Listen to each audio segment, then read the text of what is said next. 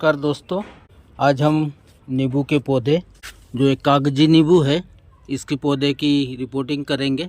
देखिए ये हमें लगातार फल देता रहता है और इसकी जो रस है वो बहुत ज़्यादा होता है और इसको कागजी नींबू इसलिए बोला जाता है क्योंकि इसके जो पिल्स होता है या छिलके होता है वो कागज़ की तरह बहुत पतले होता है और उसके अंदर रस ज़्यादा भरा हुआ होता है। इसके लिए इसके नाम जो है कागजी नींबू लोगों ने दिया है। तो देखिए मैंने एक प्लांट लाया है, ये मुझे 100 रुपये में पड़ा है। बहुत ही अच्छा है, इसमें फ्रूटिंग भी हो रही है, पहले भी हो चुकी है इस पौधे में, इसलिए मैं उसको अभी तोड़ नहीं रहा हूँ। जैसे पक जाएगा तो उसको तोड़ लूँगा। यहाँ आगे भी देख पा रहे छोटे छोटे नींबू लग रहे हैं। देखिए नींबू के बहुत सारे फ़ायदे हैं, इसमें बहुत खनिज पदार्थ पाया जाता है। इसमें विटामिन सी सबसे ज़्यादा पाया जाता है, 88% पाया जाता है। आयरन पाया जाता है 3%, विटामिन B6 5%, मैग्नीशियम 2% पाया जाता है, कैल्शियम भी 2% पाया जाता है। तो ये हमारे स्वास्थ्य के लिए बहुत ही अच्छा है।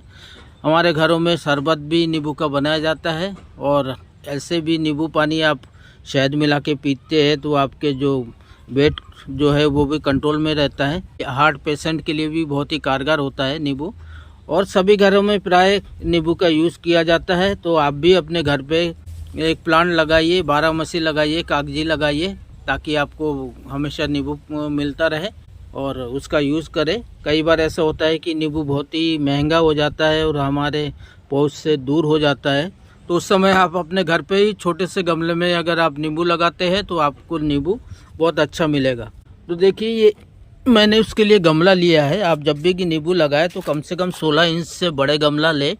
छोटे गमले में आपको ट्रांसप्लांट करना पड़ेगा बार बार, इसलिए एक ही बार में आप थोड़े से बड़े साइज में लीजिए, जिससे कि आपको बार बार उसको बदलने की ज़रूरत नहीं पड़े, रिपोर्ट करने की ज़रूरत नहीं पड़े, पॉट बदलने की ज़रूरत नहीं पड़े। बड़े पॉट लेंगे और जब भी पॉट लेते हैं तो ऊपर देखिएगा, ऊपर की जो साइज़ है वो थोड़ा चौड़ाई में ज़्यादा होना चाहिए, क्योंकि नींबू के जो जड़ होता है, देखिए नींबू की जो जड़ होता है वो ज़्यादा गहराई में नहीं जाता है, वो ऊपर ही ऊपर फैलता है, चारों ओर कवर करता रहता है। तो इसलिए हमारे जो जड़ है वो चारों ओर फैले, अच्छे से फैल पाए, उसके लिए हमारे गमले की जो साइज़ है वो ऊपर बहुत ज़्यादा चौड़ा होना चाहिए।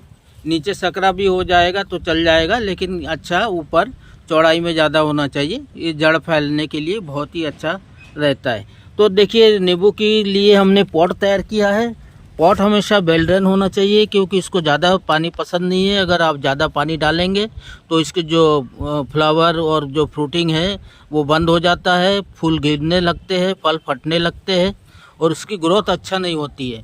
क्योंकि ज़्यादा पानी से जो जड़ है वो खनिज पदार्थ वो मिट्टी से, सॉइल से ले नहीं पाता है, पौधे की ग्रोथ उतनी अच्छी नहीं होती। इसलिए हमें वेल ड्रेन रखना पड़ेगा। साथ ही इसके जो सारे माइक्रो न्यूट्रिशंस है, NPK के साथ साथ जो सूक्ष्म खनिज पदार्थ इसको मिलना चाहिए इसके ग्रोथ के लिए, वो भी हम इसमें डालेंगे। तो देखिए पॉटिंग के लिए अच्छा वेल ड्रेन बनाने के लिए हमने क्या क्या लिया है, मैं पहले तो आपको पॉटिंग का शेयर कर लेता हूँ, उसके बाद आप सॉइल मिक्सर शेयर करूँगा। देखिए मैंने यहाँ पे जो टुकड़े हैं, जो होल है, ये काफ़ी बड़ा होना चाहिए। बड़े होल से क्या होता है कि वो पानी अच्छे ड्रेनेज होता है। अगर बड़ा होल नहीं है तो आप एक दो होल कर सकते हैं उसको। अगर प्लास्टिक के पॉट दे रहे हैं और भी कोई भी पॉट दे रहे हैं तो उसमें होल ज़्यादा होना चाहिए, अच्छा होना चाहिए। उसमें मैंने ये जो रखा है, ये इसके नीचे मैंने पत्थर रख दिया छोटे छोटे, ताकि जो पानी है वो आराम से निकल जाए।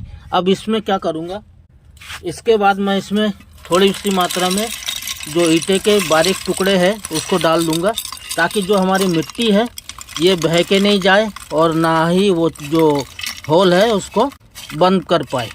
इस तरह से कर देंगे तो बहुत ही अच्छा आपके वेल ड्रेनेज पॉट बनेगा। देखिए यहाँ पे मेरे पास कुछ कोयला रखा है, मैं इन कोयले को भी इसमें डाल दूंगा, एक परत इसके। कोयला जो है इसमें फंगस वगैरह नहीं लगता है, फंगस बैक्टीरिया और मिट्टी को साफ़ करता है और इसमें जो एक्स्ट्रा पानी होगा उसको भी अपने अंदर होल्ड करके रख लेता है ये। इस तरह से हमारे जो पॉट होता है वो बहुत ही वेल ड्रेन होता है, जिससे हमारे जो भी हम इससे लगाते हैं, कोई भी चीज़ आप लगाएंगे तो उसमें इस तरह से पॉट तैयार करेंगे तो आपकी जो प्लांट है उसकी ग्रोथ बहुत अच्छी होगी। वो किसी तरह से फंगस वगैरह नहीं लगेगा, फंगस बैक्टीरिया से जो खराब होती है वो नहीं हो पाएगा। सारे पोषक तत्व तो आपको पौधों को मिलेगा, साथ ही ये बिल्डन मिट्टी बना रहेगा।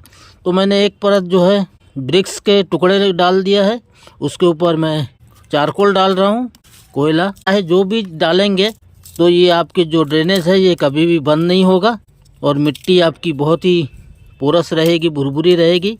पौधे को कोई भी किसी तरह से ज़्यादा पानी से नुकसान नहीं होगा।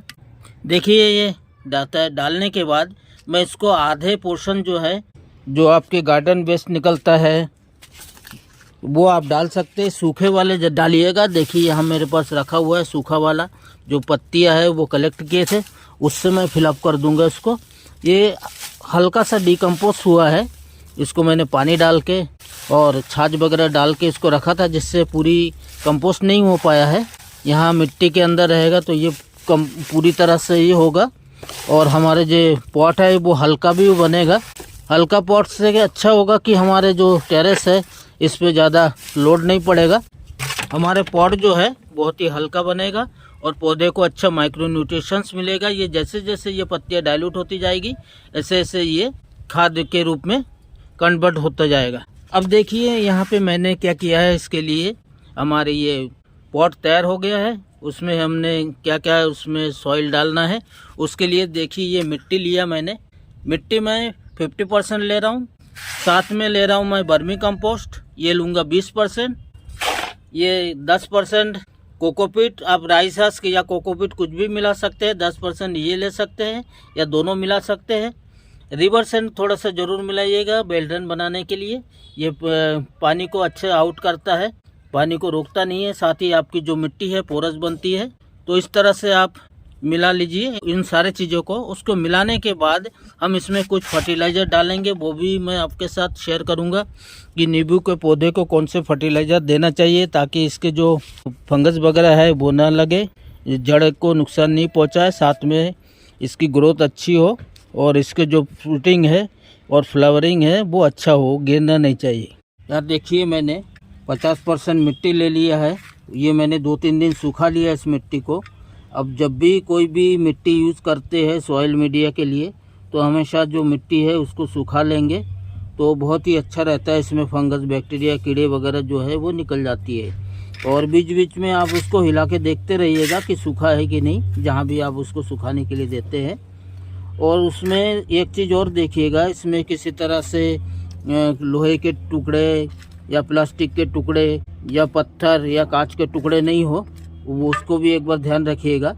यहाँ देखिए 50% मिट्टी में मैं ले रहा हूँ 20% वर्मी कंपोस्ट, ये मेरे घर का तैयार किया हुआ वर्मी कंपोस्ट है। नींबू का पौधा जो होता है ये हेवी फीडर होता है, इसे खाद ज़्यादा ही देना पड़ता है, इसकी देखभाल कुछ ज़्यादा ही करना पड़ता है, जिससे हमें अच्छा फ्रूटिंग मिलता है, फल की साइज वगैरह भी बहुत अच्छा होता है। तो जितने भी हेवी फीडर वाला पौधे हो हमेशा आप उनको थोड़ा सा खाद की मात्रा ज़्यादा दीजिए। वर्मी कंपोस्ट में NPK की सारी चीज़ें मिल जाती, थोड़ी मात्रा में माइक्रो न्यूट्रिशंस की ज़रूरत होती है, जो मैं आपके साथ शेयर करूंगा इस वीडियो में कि इसमें हम कौन कौन से माइक्रो न्यूट्रिशंस मिलाएंगे, जो NPK की अलावा नाइट्रोजन, फास्फोरस, पोटेशियम के अलावा और हमें क्या चाहिए अपने पौधे के लिए। माइक्रो न्यूट्रिशंस होता है जिससे पौधे की ग्रोथ बहुत ही अच्छी होती है। अब ये इसमें हम मिलाएंगे, देखिए ये मेरे वर्मी, आपको अर्थबम दिख रहा होगा, ये मैं घर पे वर्मी कंपोस्ट तैयार करता हूँ, इसलिए इसमें अर्थबम आपको हमेशा मिलेगा। और ये हमारे मिट्टी को बहुत ही पोरस और उपजाऊ बनाता है, इसलिए आप घर पे भी चाहे तो बना सकते हैं वर्मी कंपोस्ट। इसमें मैं राख का यूज़ नहीं करता हूँ, क्योंकि ये राख डालने से जो है अर्थबम है ये ख़त्म हो जाता है। तो उसके जगह मैं जैविक फंगिसाइड का यूज़ करता हूँ, ट्राइकोडर्मा, सूडोमोनास, ये सब जो ऑर्गेनिक फंगिसाइड है वो आप यूज़ करेंगे तो इसमें जो सूक्ष्म जीव है या जो छोटे ऐसे कुछ बैक्टीरिया रहता है जो हमारे मिट्टी के लिए ज़रूरी होता है, अच्छा होता है, वो उसको हम ख़त्म नहीं करते। आप केमिकल वाला फर्टिलाइज़र डालेंगे तो वो जो सूक्ष्म जीव वगैरह है वो ख़त्म हो जाता है, मर जाता है। इसलिए हमेशा ऑर्गेनिक यूज़ करेंगे तो उसकी मिट्टी भी अच्छा रहेगी, पोरस रहेगी, उसमें जो फल होगा वो भी आप खाएंगे तो ऑर्गेनिक ही खाएंगे, केमिकल से तैयार किया हुआ आप यूज़ नहीं करेंगे। देखिए इसमें मैं क्या क्या डालूंगा, इसमें 10% राइस हस्क डाल रहा हूँ। ये राइस हस्क जो है हमारे मिट्टी को भुरभुरा भी रखेगा और हल्का भी ग्रो बैग तैयार होगी। हम जो पॉट में सॉइल डालेंगे वो हल्का रहेगा और ये धीरे धीरे डाइल्यूट होगा और ये भी अपना धीरे धीरे डाइल्यूट होने के बाद खाद के रूप में कन्वर्ट हो जाएगा। इससे भी खाद बन जाएगी जो हमारे पौधे को अच्छा माइक्रोन्यूट्रिशंस मिलेगा। यहाँ हम राइस हस्क के साथ थोड़ा सा कोकोपीट ले रहे हैं, बहुत कम मात्रा में ले रहे हैं, 10%। ये मिट्टी में हल्की नमी बनाई रहेगी क्योंकि इसको नमी भी पसंद है और ज़्यादा पानी पसंद नहीं है, लेकिन नमी इसको हल्का नमी पसंद है नींबू के पौधे को। इसमें भी कई तरह के खनिज पदार्थ मिलता है कोकोपीट में। ये भी हमारे मिट्टी को भुरभुरा बनाएगा, वेल ड्रेन बनाएगा, साथ में पोषक तत्व से भरपूर बनाएगा। तो आप थोड़ी मात्रा में इसकी यूज़ कर सकते हैं कोकोपीट की। कोकोपीट आप सकुलेंट पौधे या अडेनियम में नहीं करें तो ठीक है, बाकी सारे पौधे में कर सकते हैं। यहाँ हल्की सी मैं रिवर सैंड मिला रहा हूँ, ये भी हमारे सॉइल मीडिया है, वो उसको बेल्ड्रन तैयार करता है और साथ में पोरस भी बनाता है, मिट्टी को आपस में जुड़ने नहीं देता है, जिससे जड़ जो है जड़ को एयर सर्कुलेशन अच्छा मिल जाता है। मिट्टी, कोकोपीट, राइस हस्क और वर्मी कंपोस्ट, ये चारों चीज़ें अब हमने अच्छे से मिला लिया है। ये हमारी पोटिंग सॉइल तैयार हो गया है। अब हमें पौधे की सेफ्टी के लिए पौधे को निमेटोड से बचाना है, पौधे को फंगस से बचाना है, पौधे को बैक्टीरिया से बचाना है, ताकि जो पौधे की जड़ है उसको नुकसान नहीं पहुंचाए। जड़ अगर उसको ख़राब कर देता है तो पौधे हमारी ख़राब हो जाएगी। इसके लिए हमें कुछ फंगिसाइड यूज़ करना है। पौधे की ग्रोथ अच्छी हो, लश ग्रीन पत्तियाँ हो, फ्लावर अच्छा आए, इसमें फ्रूटिंग अच्छी हो, इसके लिए हम थोड़ा सा इसमें फर्टिलाइज़र, जो ऑर्गेनिक फर्टिलाइज़र है वो यूज़ करेंगे। चूँकि हम लोग सभी ऑर्गेनिक चीज़ें यूज़ करते हैं, क्योंकि ये जो नींबू है ये हमारे खाने में आएगा और हम कोई भी केमिकल इसमें यूज़ नहीं करेंगे, ताकि वो जड़ की द्वारा जो हमारे अवशोषित होके हमारे शरीर तक पहुँचे। सबसे पहले ले रहा हूँ नीम की खली। बड़ा पौधा होने की वजह से, बड़ा गमले होने की वजह से आप 100 ग्राम नीम की खली मिला देंगे। इसमें एनपीके की मात्रा बहुत होती है, साथ में ये फंगस को भी रोकता है, बैक्टीरिया को रोकता है, बैक्टीरिया बनने नहीं देता है। ये अच्छा फंगिसाइड का काम करता है। 100 ग्राम के करीब मिला देंगे, क्योंकि ये हमारा पॉट जो है बहुत बड़ा है। अगर छोटे 12 इंच का गमला होता तो आप उसमें 50 ग्राम डाल सकते थे। यहाँ देखिए हम जैविक फंगिसाइड ले रहे हैं, जो जैविक कवक बनता है, ये सुडोमोनास है। ये बहुत ही पौधे के लिए बहुत ही अच्छा काम करता है। इसको जड़ों को अच्छा मजबूती देता है, किसी भी तरह से बैक्टीरिया फंगस बनने नहीं देता। ये धीरे धीरे ये अपना ही बैक्टीरिया बनाता है, जिसे जैविक कवक कहा जाता है। यहाँ मैं ले रहा हूँ थोड़ा सा ट्राइकोडर्मा। देखिए यहाँ मेरे पास ट्राइकोडर्मा रखा है, ये भी जैविक फंगिसाइड है। ये दोनों मिलाकर मैं डाल रहा हूँ, जिससे कि हमारे जो मिट्टी है उसमें किसी तरह से भी फंगस बैक्टीरिया नहीं रहे, और ये अपना ही बैक्टीरिया तैयार करता है, जो गुड बैक्टीरिया होता है हमारे पौधे के लिए, और जो इसके अंदर पहले से बैक्टीरिया मौजूद रहता है, पहले से बैक्टीरिया, उसको ये ख़त्म कर देता है। यहाँ हम पौधे की ग्रोथ के लिए कुछ चीज़ें ले रहे हैं। देखिए यहाँ पे मैं ले रहा हूँ बोन मिल। अगर आप बोन मिल यूज़ करते हैं तो बोन मिल यूज़ कर सकते हैं आप इसको। बोन मिल में पोटेशियम, कैल्शियम, मैग्नीशियम की मात्रा बहुत अधिक होती है। इसमें आयरन की मात्रा भी होती है, जो हमारे फ्रूटिंग को, फ्लावर को अच्छा बनाता है। अगर आप बोन मिल यूज़ नहीं कर सकते हैं, उसके जगह आप रॉक फॉस्फेट का यूज़ कर सकते हैं। देखिए हमें मेरे पास रॉक फॉस्फेट रखा है। रॉक फॉस्फेट का यूज़ करेंगे तो ये इसमें भी बहुत मात्रा में पोटेशियम, कैल्शियम, मैग्नीशियम पाया जाता है। ये भी आपके पौधे के ग्रोथ को के लिए बहुत ही अच्छा काम करता है। साथ में देखिए हम यहाँ मिलाएंगे थोड़ी सी मात्रा में एप्सम साल्ट। एप्सम साल्ट आप सभी जानते हैं कि जो पौधा है उसको शॉक से बचाता है, जड़ को मजबूती देता है, पत्तियाँ लश ग्रीन करता है। तो यहाँ मैं इसको हम बाद में भी पानी में मिला के डाल सकते हैं, वही काम करता है। अब देखिए हमारे जो पौधा है इसमें फ्रूटिंग हो रहा है, आपको फ्रूट दिख रहा होगा। इसके ग्रोथ के लिए फ्रूट अच्छा आए, इसमें फ्लावर भी आए और इसकी ग्रोथ भी अच्छी हो, फल जो है हमारे ये फटे नहीं, फल की आकार जो अच्छे हो, फल गिरे नहीं, उसके लिए हम अलग से कुछ फर्टिलाइज़र इसके साथ ऐड कर रहे हैं। अगर इसमें फल नहीं आ रहा होता तो हम ये फर्टिलाइज़र यूज नहीं करते। जब भी आपको फ्लावर या फ्रूटिंग चाहिए हो तो आप ये ज़रूर यूज़ कीजिएगा। देखिए यहाँ पे है पोटास, ऑर्गेनिक पोटास भी मिल जाता है आपको मार्केट में। 1 चम्मच आप पोटास की यूज़ कर सकते हैं। पोटेशियम आप सभी जानते हैं, पोटेशियम जो है फल फ्रूट के लिए, फ्लावर और फ्रूट के लिए बहुत अच्छा काम करता है। मैंने 1 चम्मच इसमें पोटास डाल दिया। यहाँ मेरे पास है कैल्शियम पाउडर, ये देखिए कैल्शियम है, इसको भी हम डाल रहे हैं थोड़ी सी मात्रा में।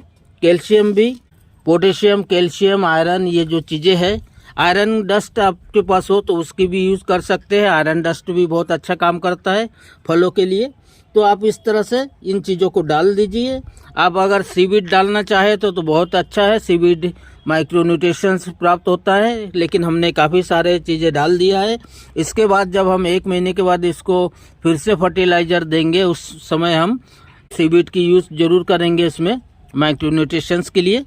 तो हम अब इस सारे चीज़ों को अच्छे से मिला लेते हैं। यहाँ देखिए मेरे पास बोरोन भी रखा है। ये बोरोन भी फल के लिए बहुत ही अच्छा काम करता है।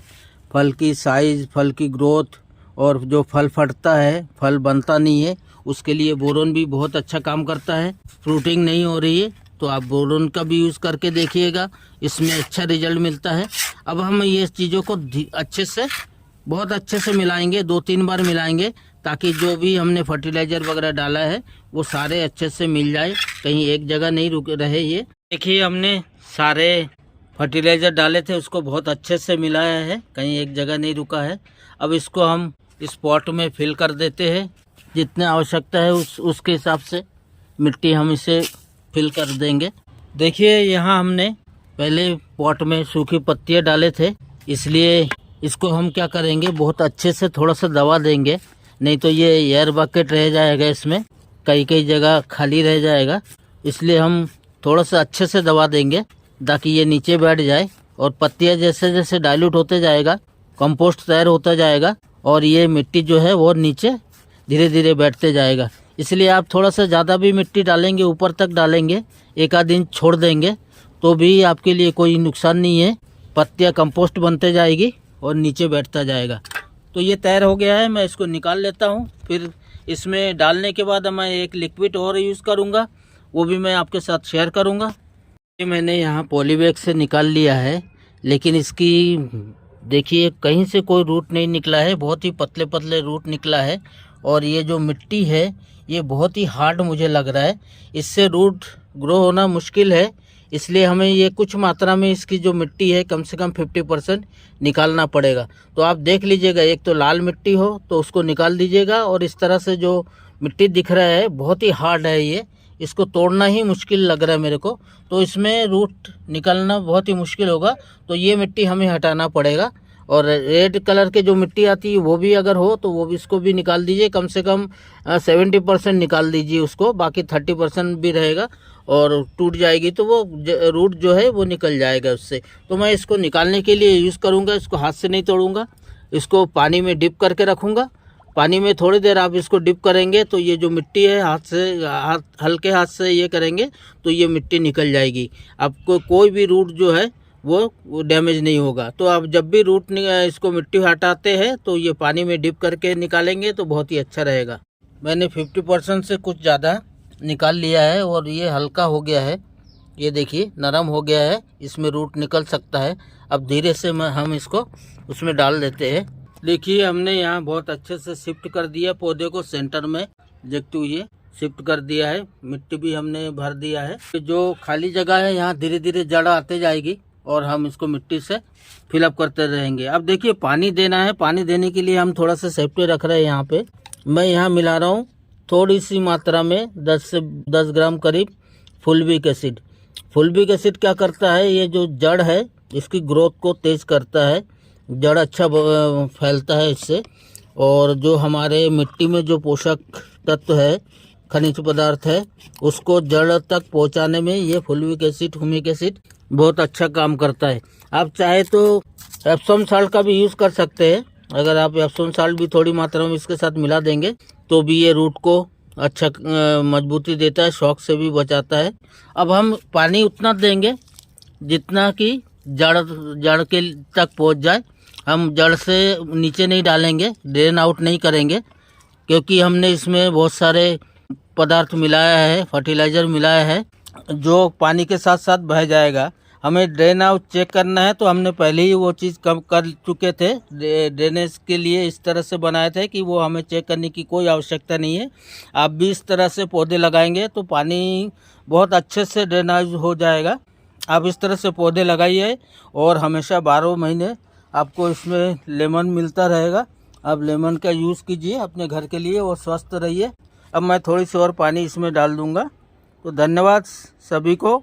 और इसको मैं अभी शेड में रख दूंगा, सेमी शेड में, कम से कम 1 वीक के लिए, ताकि इसकी जो पत्ती वगैरह है ये मुरझाए नहीं, रूट जो है वो अच्छे से सेट हो जाए। और 7 दिन के बाद ही मैं इसको धीरे से धूप में रखूँगा, क्योंकि ये धूप पसंद करता है। ये 6 से 8 घंटे के धूप देंगे तो ये पौधा बहुत ही अच्छा सर्वाइव करता है।